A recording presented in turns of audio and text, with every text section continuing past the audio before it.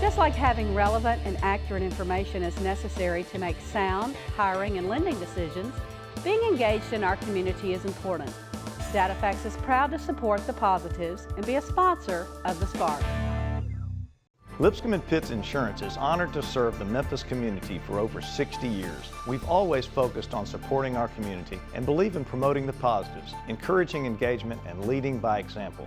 Lipscomb & Pitts Insurance is proud to be a presenting sponsor of the Spark. Additional funding for the Spark is provided by Christian Brothers University, Mueller Industries, YMCA of Memphis in the Mid-South, Meriton, United Way of the Mid-South, MyTown Movers, MyTown Roofing, MyTown Miracles, and by Serves.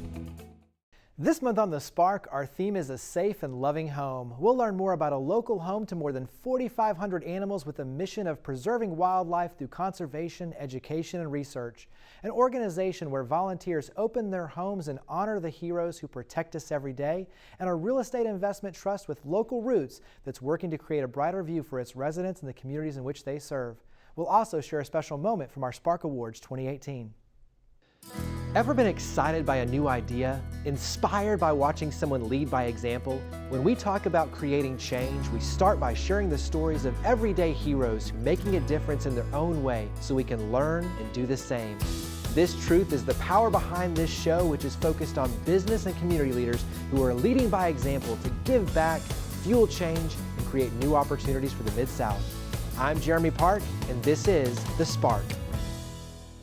They're a local home to more than 4,500 animals. We're here with the Director of Animal Programs with the Memphis Zoo, Matt Thompson.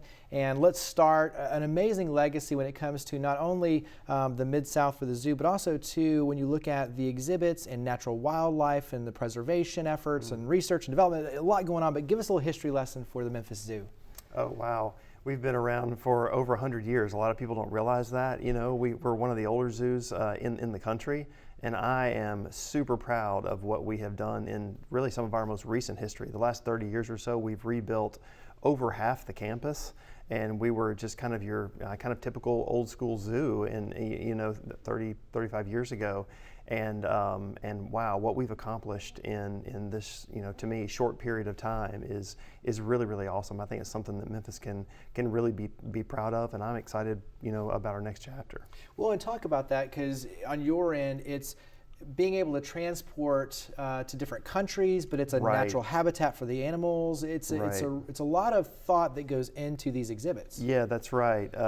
We have kind of really become known for kind of the way that we design exhibits, and it's been kind of a neat process, because when we started out, really Cat Country was kind of the catalyst that started off the transition or the new Memphis Zoo. And people saw that really something really amazing for the animals can happen. That was really one of our first naturalistic open air type exhibits. And then we built Primate Canyon and a couple other exhibits. But then when giant pandas came along, which is really awesome, one of 4 zoos in the United States to have giant pandas, we decided to do something that represented the country they were from rather than just focus on them. So you see, China, animals from China, architecture from China, that kind of thing. And that was a shift in the way that we exhibit animals. So people can come to the Memphis Zoo, whether it's, local or school children or people from wherever can come to the Memphis Zoo and feel like they're in China. And that's really what we wanted, to have this kind of immersive experience. And so that went so well, we followed that model with our next few exhibits. So Northwest Passage and Teton Trek, and most recently the Zambezi River Hippocamp. We want you to feel transported to a part of the world and see animals from that part of the world. So it's pretty unique. Absolutely. Talk about on your end, let's kind of take this in different pieces, but let's start with education. So there's a ton of education that goes in. You mentioned school groups coming in, but let's start there and then we'll kind of work our way through. Okay, yeah, our education department really has been on fire recently. They're developing a whole lot of new programs, and a theme that you will see, our mission really is to connect people with wildlife. So whatever track you kind of come to the zoo for or through, so whether it's just a front gate just to see the animals or kids coming to the zoo for an education program, we want to connect you with wildlife. So our goal every year is for our campus to be a little more immersive, a little more interactive, which is really what people learn. And so if you create that environment, people are just naturally going to learn about the animals that are there, which is really what we want. Elaborate more on the conservation, because I think this is really unique, where you've taken endangered species and worked with them to help make sure that we can kind of repopulate. Right. So a lot of the animals that we have on exhibit at the Memphis Zoo are endangered, and I think that's, people don't always realize that, and so we, more than ever before, want people to understand what the current status of these animals is in the wild, what we're doing to help these animals, what they can do to help. But so we're involved in so many programs, from lesser known animals to more popular animals like the giant panda, what everybody knows about. But honestly, two of my favorite programs involve snakes and frogs, which a lot of people go, ugh. But animals like frogs can often be an indicator to the condition of our environment. And the Mississippi gopher frog, for example, it got down to 100 animals in 2 ponds in Mississippi. And our scientists at the Memphis Zoo, our conservation department, got together and developed a method for reproducing these animals, worked with our federal government, and we're now repopulating the wild with these animals. That rarely happens, honestly, unfortunately, with conservation programs, and so we're directly seeing that happen. Same thing with the Louisiana pine snake. Because of deforestation, the Louisiana pine snake, which is native to the U.S., southern U.S., is the rarest snake in North America. We don't know exactly how low it got, but almost extinct. And we started a breeding program, worked with some other zoos, consolidated all the captive animals to our campus, and we're now reproducing these animals and introducing them back to the wild. So that's just two small examples, but to me they're huge and represent exactly what we should be doing, but also letting our public know what's going on with these animals. So obviously you have ongoing exhibits, like we have a chance to be a part of the Lego exhibit right now, but how can we help? Because obviously you've got memberships, you have underwriting capabilities, you have all sorts of opportunities for us to plug in and enjoy the Memphis Zoo, but how can we help? I would recommend go to the memphiszoo.org, go to our website. We've got all kinds of information on there, from volunteer opportunities to conservation opportunities, information, other organizations, ways that you can help there. Join the zoo. A portion of that goes to help conservation. In fact, if you're planning on coming to the zoo more than 2 times, you're going to want to join. It's free parking. You can come and go, stay as little or as long as you want. I highly recommend that you do that. And of course, again, some of the money goes to conservation. So I mean, those are definitely ways that they can help. Well, Matt, greatly appreciate all you do and for coming on the show and sharing. Thank you. Thanks for the opportunity, Jeremy.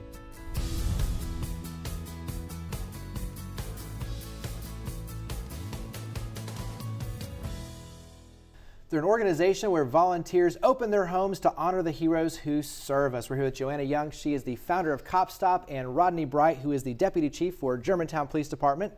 Let's start with a little bit of history, because this is a personal storyline for you and especially your family, but give us a little bit of history for Cop Stop. Well, Cop Stop started really as a conversation in the park with a police officer that I had gotten to know while I was waiting to pick up my children from school. And, he'd come down there every day to help with dismissal, and so I just got to know him. And over the course of time, we became friends, and he asked us what we were doing that weekend, and I said, well, tonight's Friday night steak night.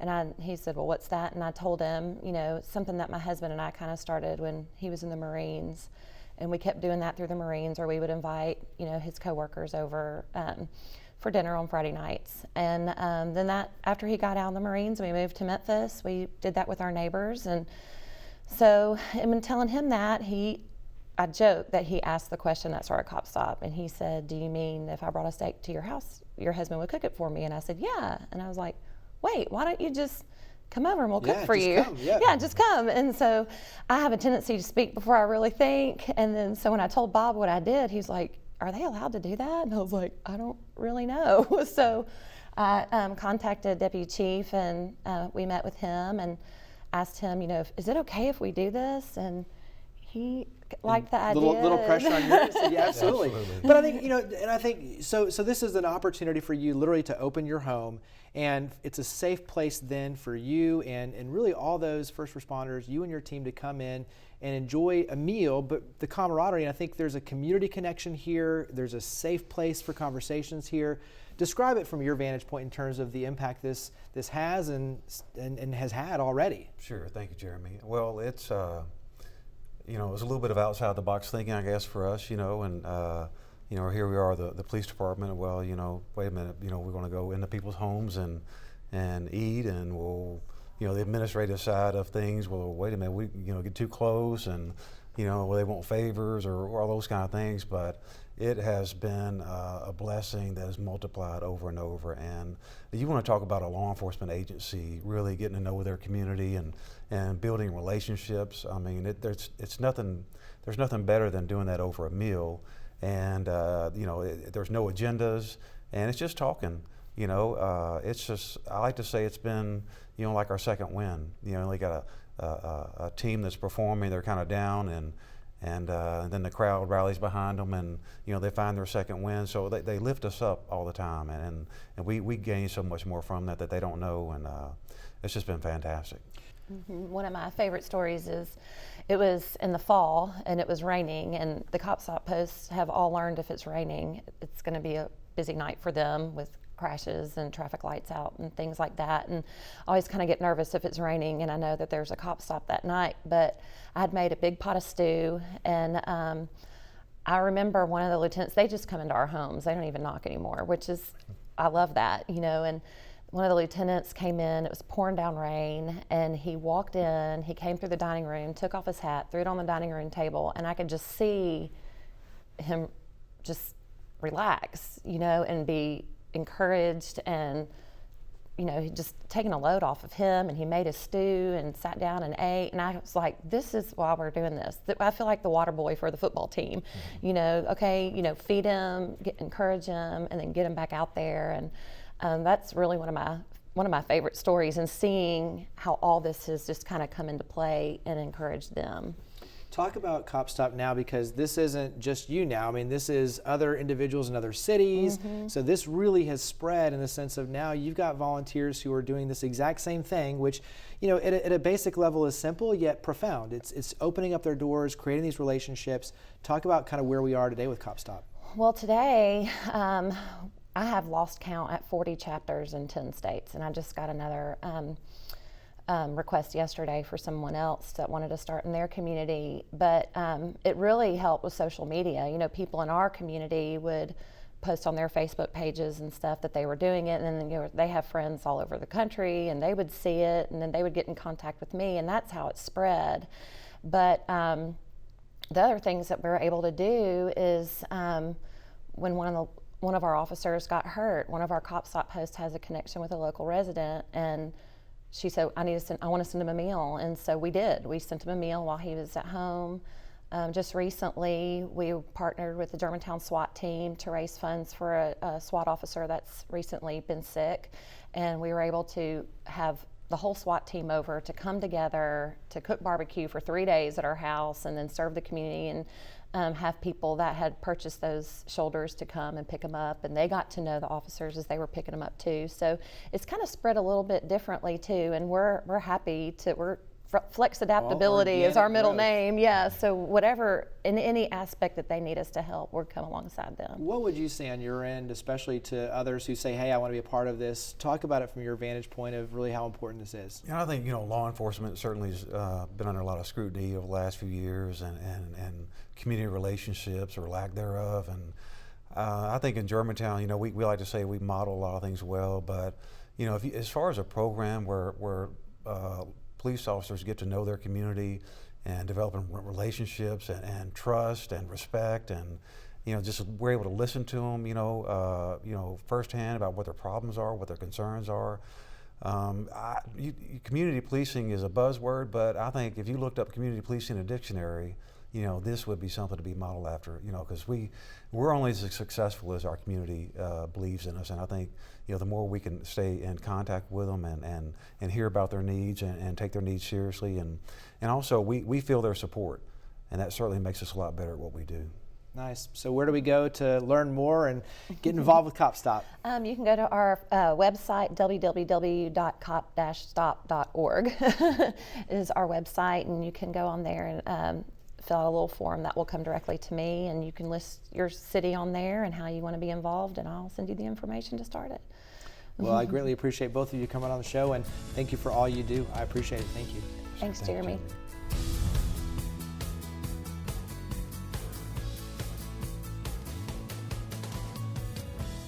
The Spark Awards annually recognize and celebrate individuals and organizations that have made outstanding contributions to the community.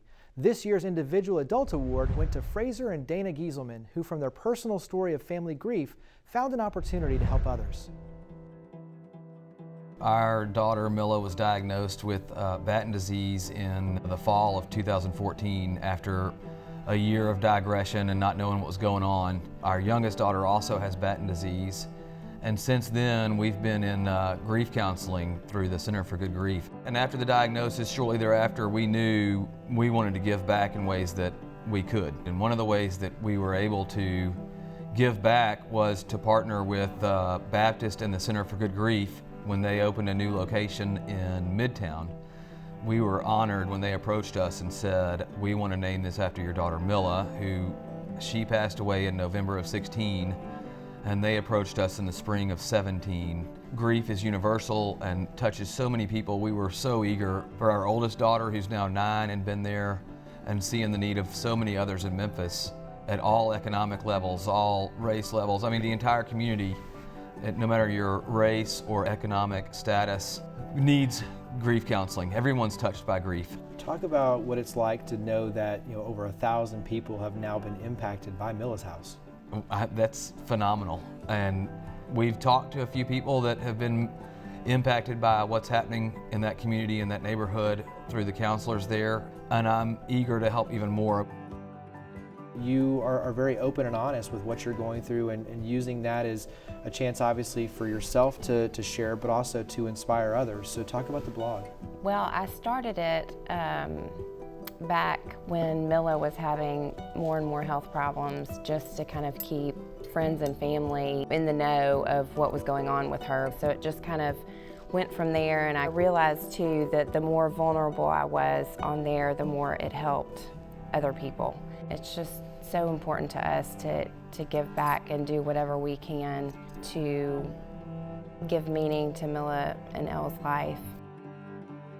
Miles for Milla originated right before they opened the Milla's house in Midtown. So we really threw it together in about 30 or 45 days. It was crazy, and it really turned out phenomenal. It was a rainy day, but we still had 300 or 400 cyclists sign up, and I think we raised, I don't know, $35,000 or so dollars, for Milla's house. So we were fired up. Everybody had a blast. I mean, it was so much fun. So when it came back around for the second year, I said, hey, let's get behind this. We're doing even more. They have to raise all of their own support for their operations. So it's fully funded by donations. And all of the counselors that work at Milla's house are trained, licensed grief counselors, which is what sets it apart from most other grief counseling centers in the country. And so we've been eager to say, hey, this is a way to give back to our community. I think when we see others getting the help, when they're walking away from Milla's house, really you can see the healing, and when they come through the grief and they come through the process, which we're still in the middle of, our grief isn't over yet. And to see someone come through the other side with hope and joy means a lot, and we're glad to see the impact, because there are good things, and there is purpose to this life. And when you're in the depths of grief, it's very hard to see that. We're not made to function individually on our own islands. It's important for us to hold each other up. So it means a lot when we see others helping each other, and we're eager to serve where we can.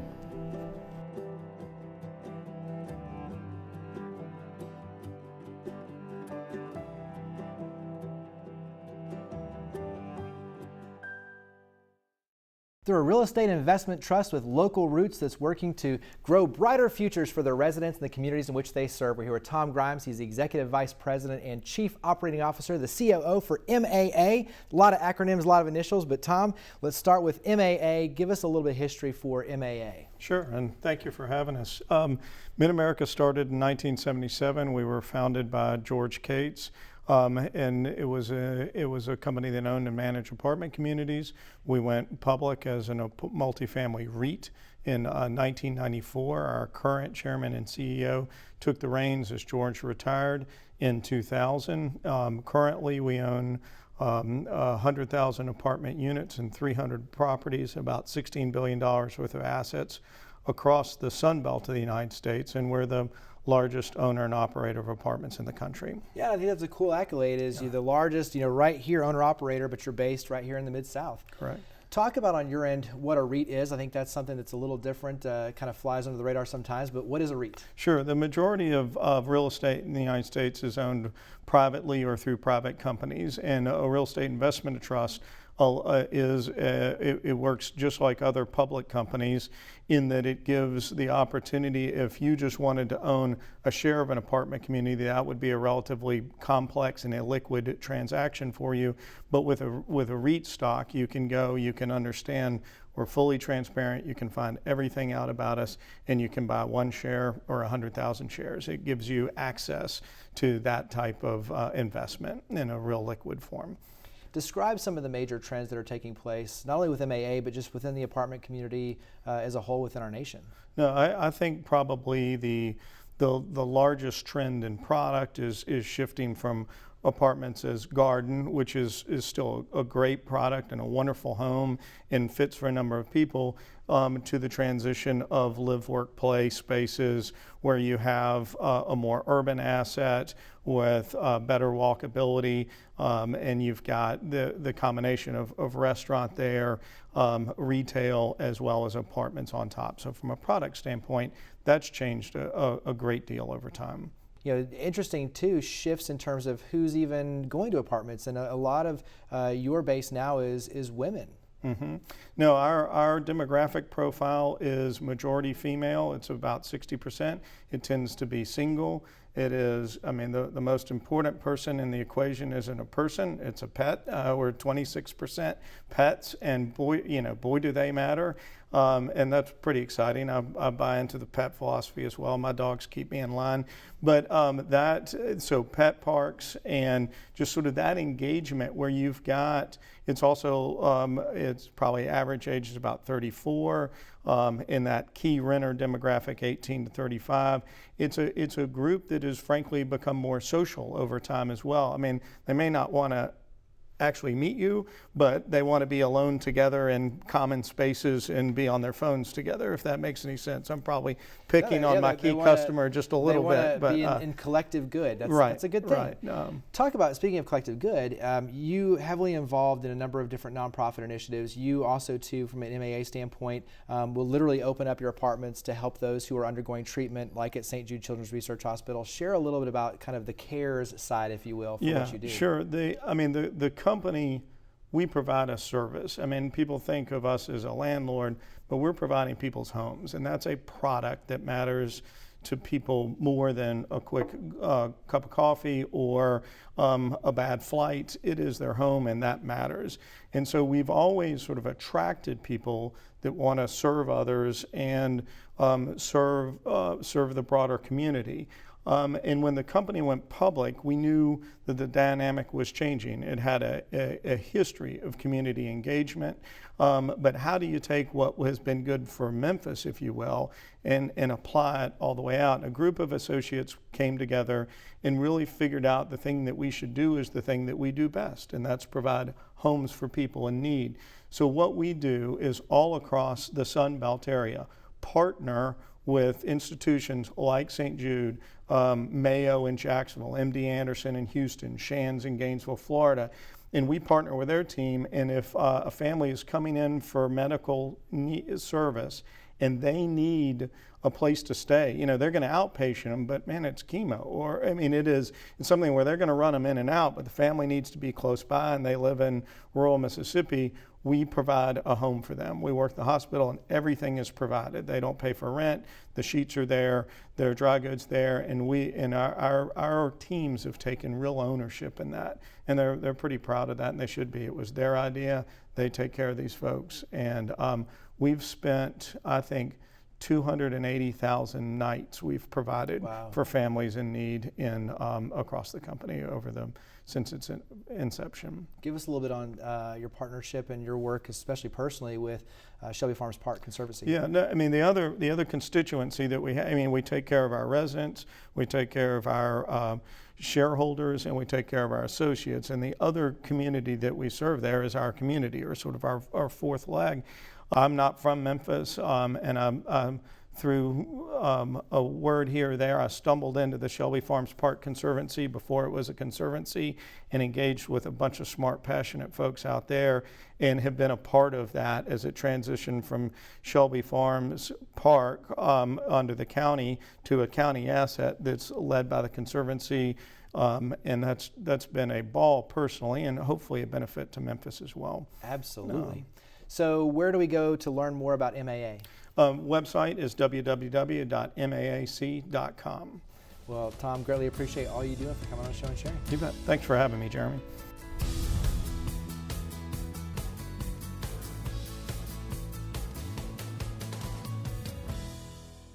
A safe and loving home provides our children with the support and stability to achieve success, to thrive in and out of school and in life and community. As we saw in this month's episode, a safe and loving home is also the heart of what our Memphis Zoo is providing to the more than 4,500 animals and 500 species who live on their 70 acres. Their team treats the animals like family so they can help endangered species and work through conservation, education, and research to preserve wildlife to the benefit of our city and world. By opening up their homes, volunteers with CopStop are sharing their love and appreciation and offering a safe place to build relationships and inspire our first responder heroes who protect us every day. Then companies like MAA are not only providing a safe and loving home to the residents they serve, but they're using their resources to lift our community and help families who are going through a difficult time. So thank you for watching The Spark. To learn more about each of the guests, to watch past episodes, and to share your stories of others leading by example, visit WKNO.org and click on the link for The Spark. We look forward to seeing you next month, and we hope that you'll continue joining with us to create a spark for the Mid-South. Just like having relevant and accurate information is necessary to make sound hiring and lending decisions, being engaged in our community is important. DataFax is proud to support the positives and be a sponsor of The Spark. Lipscomb & Pitts Insurance is honored to serve the Memphis community for over 60 years. We've always focused on supporting our community and believe in promoting the positives, encouraging engagement, and leading by example. Lipscomb & Pitts Insurance is proud to be a presenting sponsor of The Spark.